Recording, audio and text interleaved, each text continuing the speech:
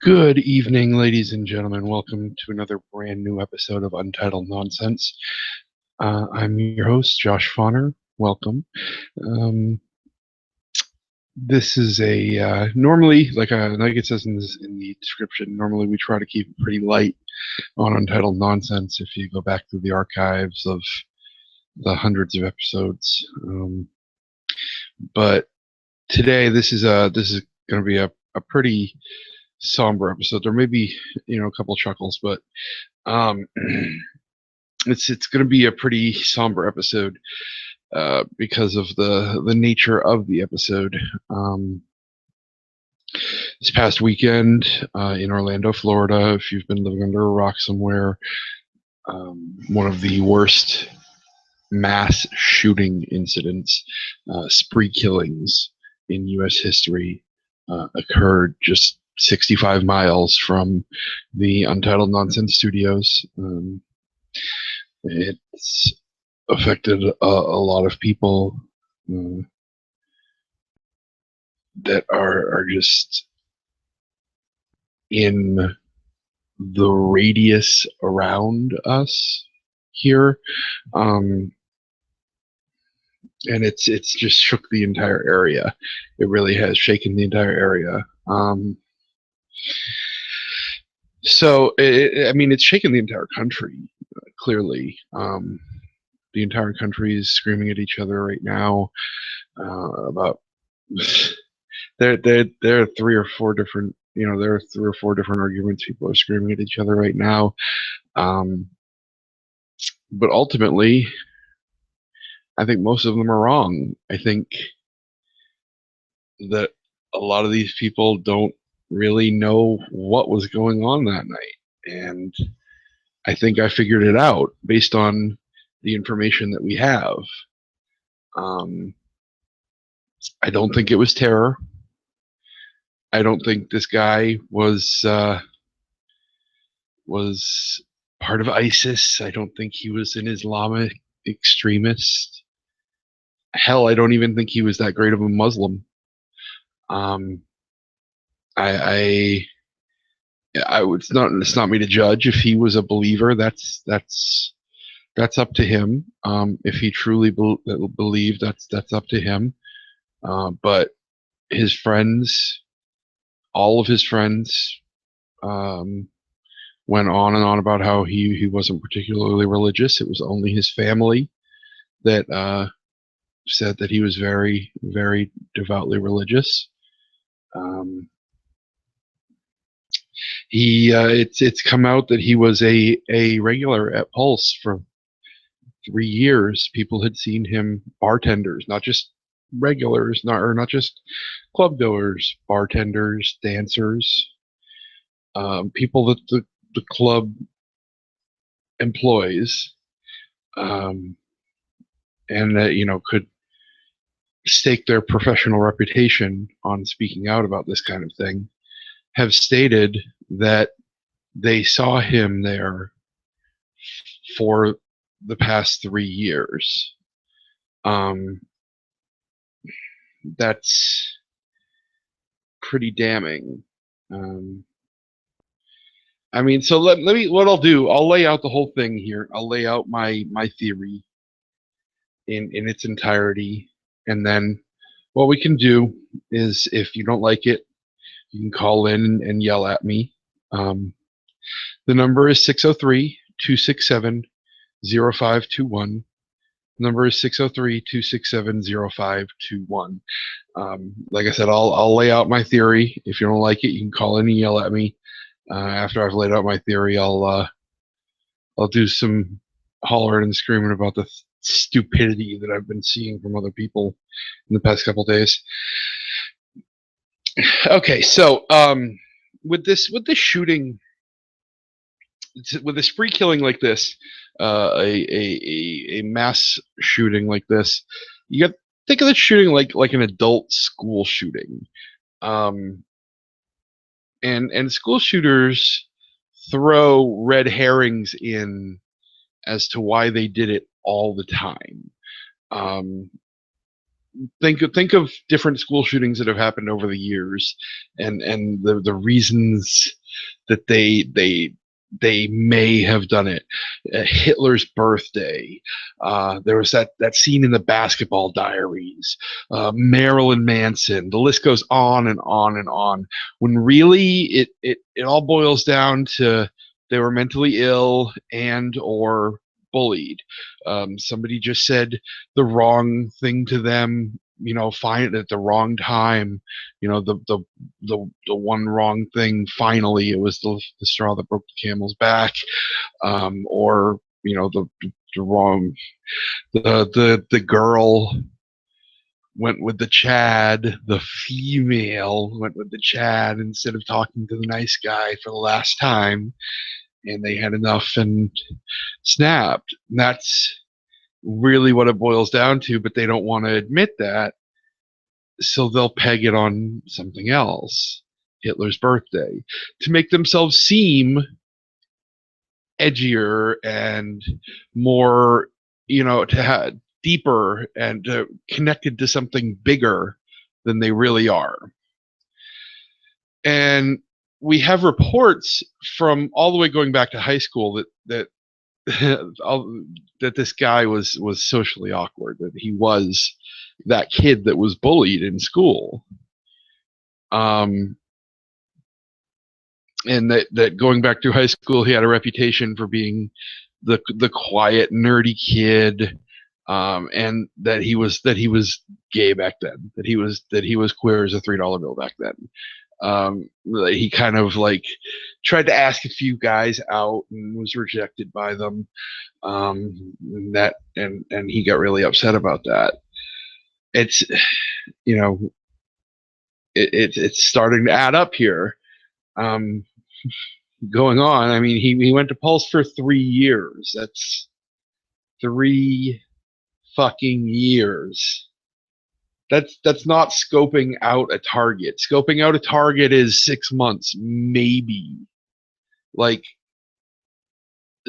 maybe 6 months, not 3 years. That's having an awful lot of fun scoping out your target. The guy chose a very specific night for doing this. He chose the last night of Gay Days, which is a big celebration in Orlando during Pride, on Latin night. It was Latin night at this club when there would be the most people there. And there are witnesses that were in the bathroom during the standoff. There is video out there. I suggest you go look it up. I don't have a link right now, but there is video out there from 2020 ABC of one of the hostages in the bathroom, of him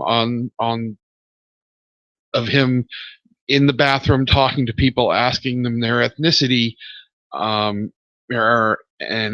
when they responded they're black, he said, "You're fine. I don't have a problem with blacks. You're fine. You're not going to get shot." Almost all of the victims are Latin or Hispanic. I went through the pictures and the names and all that of the victims. Out of the 49 deceased victims, there are 7 black men, 2 black women, and 1 white guy. The rest are all Latino, Latina, or Hispanic. And I wonder if those 10 outliers were, partially Latino or Hispanic, and that's why they were taken out as well. If he was going around asking ethnicities,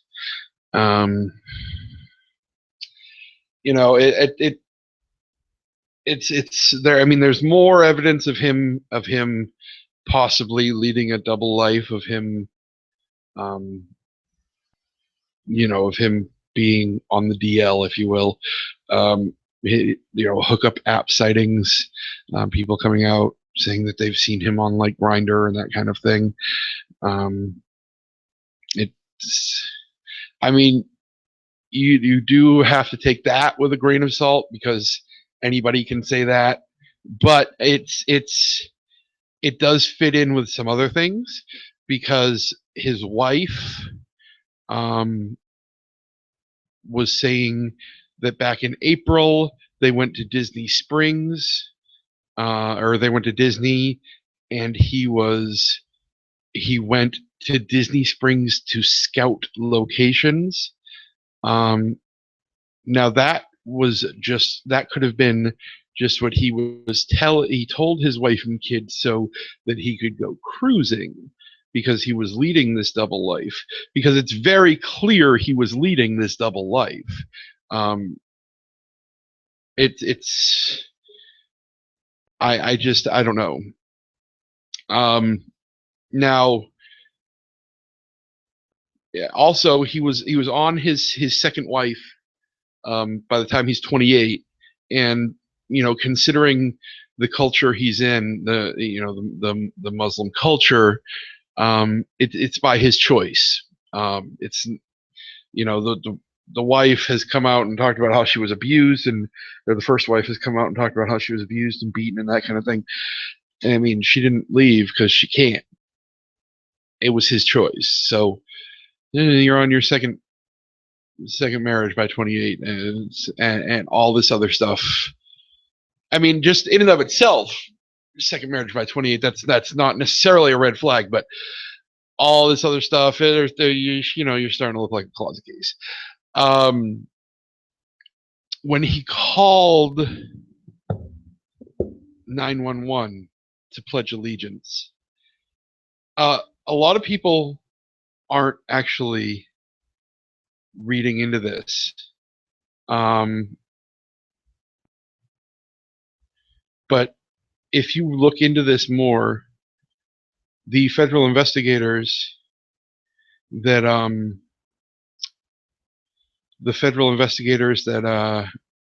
have heard the 911 call have come out and said that he didn't just pledge allegiance to ISIS. He pledged allegiance to ISIS, Hezbollah, and Al Qaeda on that 911 call. Now, here's the problem with that. They hate each other. All three of them hate each other. They're not friends at all. They're all three Muslim organizations, but that's like pledging allegiance to the Westboro Baptist Church, the Catholic Church, and the Southern Baptist Convention before going to commit an abortion bomb.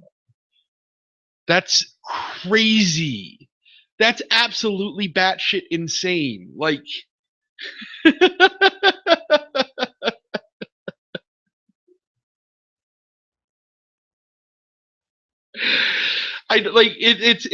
there's no logic to it whatsoever. So there's something fishy here. And this isn't even breaking down the reports of his personality from his family and friends. That'd give an even better profile.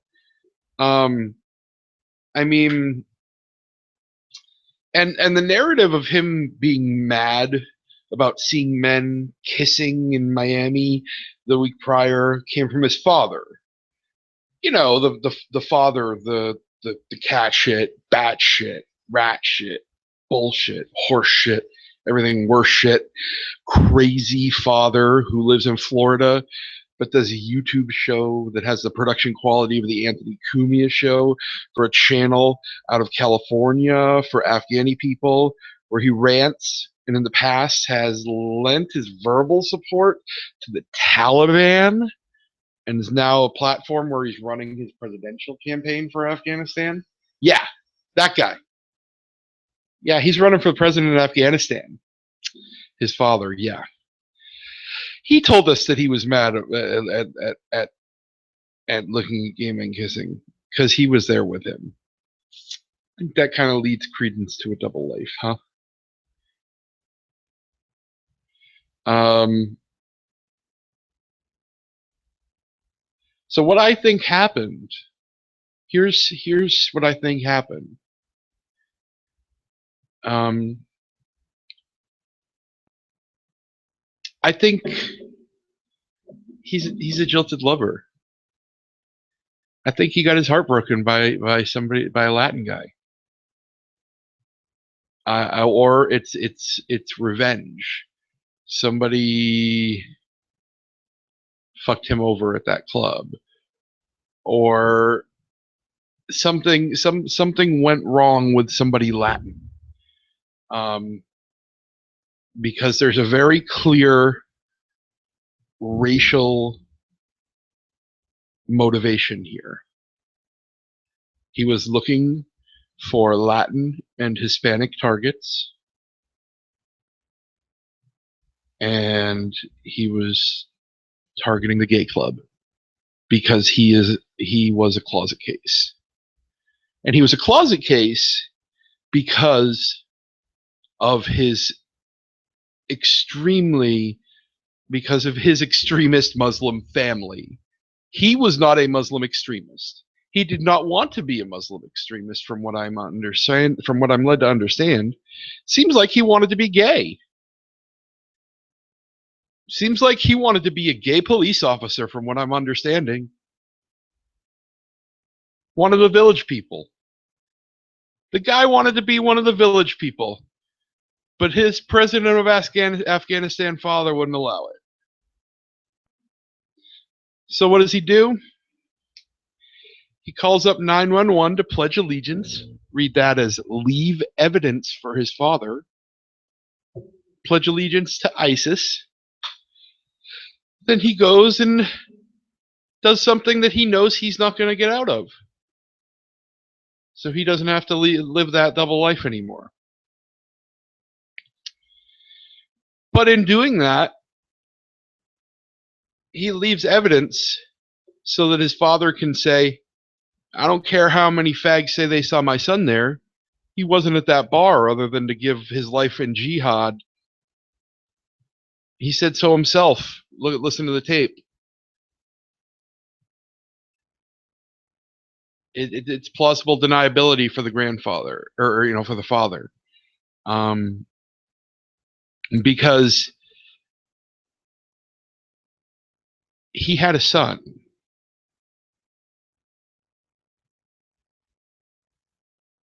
That man's father, that shooter's father, is not going to take care of his son if he thought it was a crime of passion over a jilted lover thing, or revenge or something like that. If he thought his son was gay, he would have disowned his grandson in a heartbeat if he thought his son was gay. So his son calls 911 before he does this, pledges allegiance to ISIS, pledges allegiance to Al Qaeda. That's all his father needs to hear. His father heard that. His son called up 911 and said that before he did this. He's a hero in his eyes. He gave his life for the cause. Of course, his father will never admit that in public.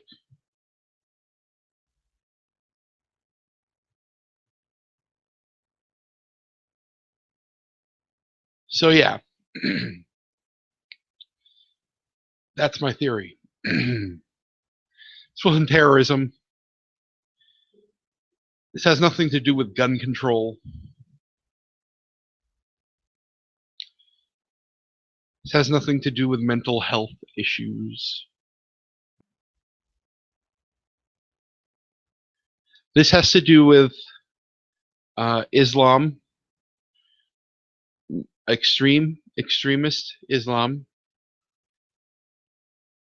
being so oppressive to people and so oppressive to families that the next generation feels that they have to lead a double life, feels that they can't be themselves to the point where they have to be two different people. And we see this has happens all the time. We see this happens every fucking day in not just Islam, not just Christianity, almost every religion. This happens every day.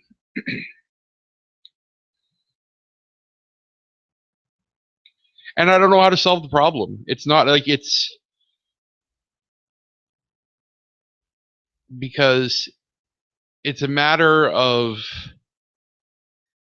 figuring out how to respect your elders while also being like, listen, I'm an adult at this point, because he was 28 at this point. Like, I'm an adult.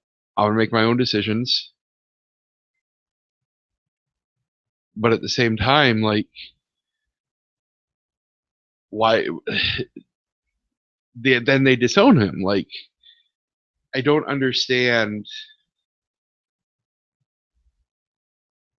these extremist ideals. I really don't. I really can't wrap my mind around hating people for all this. But that is my theory. It wasn't terror. He was just he was a closet case who hated himself, and he shot up his gay bar on Latin night because something happened with a Latin person, and he framed it as terrorism because he knew that if he said Al Qaeda, ISIS, everybody would go terror, boom, case closed, and not look into it any further. And they'd be too busy screaming and yelling at each other over gun control and terror and not look into the fact that he was a closet case. And this would all get swept under the rug, and we'd move on with our lives. But that's not what really happened, is it? At least that's not what I think happened. So you're welcome to make your own decisions. I recommend everybody go and look into it, read into it.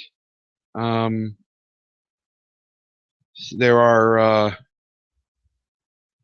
plenty of links on the topic. There are plenty of stories out there on it.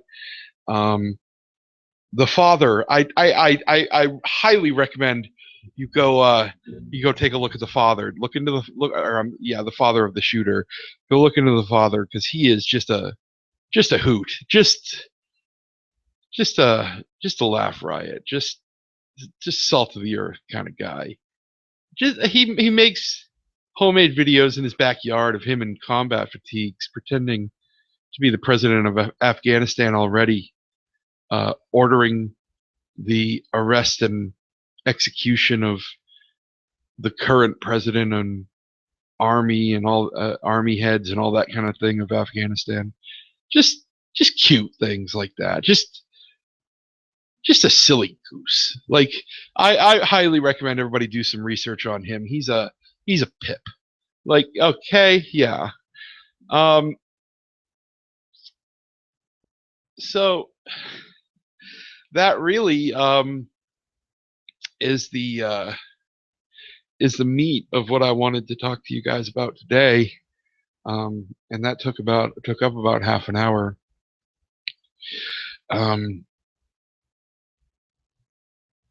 I do want to say that regardless of why it happened, anything like that, like it's obviously the worst fucking tragedy that's ever befallen Orlando, probably Florida. It's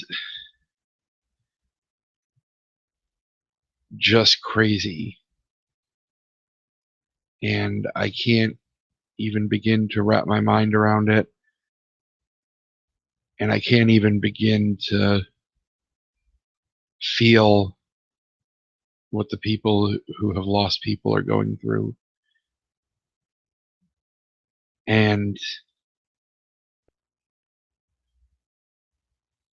there's not enough there's nothing I can do to make it better for them, and that's sad and frustrating and mind numbing, because you rack your brains, you rattle your brains around in your head trying to figure out something to do, and there's nothing you can do. All you can do is sit here and read and read and read and look through all the stories, look through all the information about this guy, and try to figure out what actually happened. And I mean,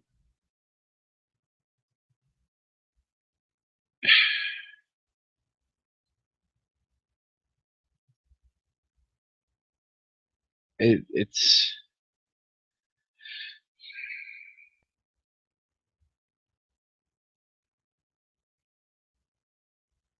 a really rough time right now, guys. So, I mean, a lot of people that I know are really, really shaken by this.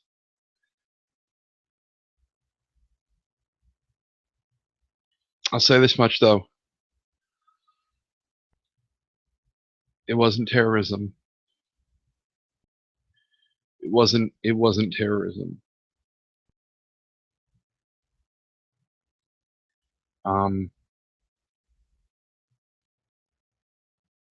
so we don't have that to worry about.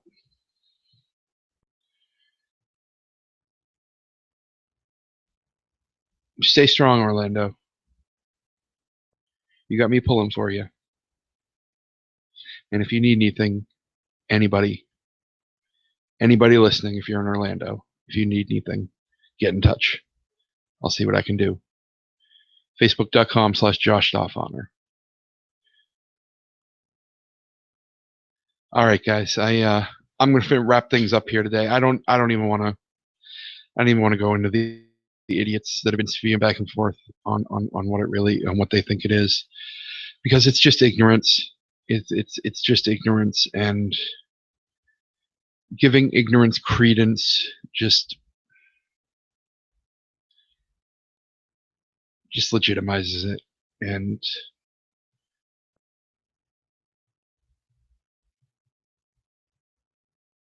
giving it any kind of attention, giving ignorance attention just legitimizes it, and I don't want to legitimize it. I don't want to make it real. You know what I mean? So I'm not gonna bitch about it. I'm just gonna ignore it, and hope that the idiots shut up. Just speak the truth, because like Patrice said, you can't fuck with the truth. Be the truth always, and everything will roll off. That's one of my life's mottos. You can't fuck with the truth. Be the truth always, and everything else will roll off. So that's all that we can do. Just be the truth. All right, guys. I'll be back next week. Maybe sooner if I feel like it. Thank you for listening. Stay strong, Orlando.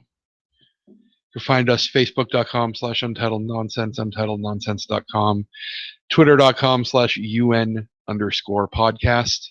And if you want to leave a message on the nonsense line, it's 603-267-0521. We'll play it back next episode. Thanks for listening, guys. We'll be back.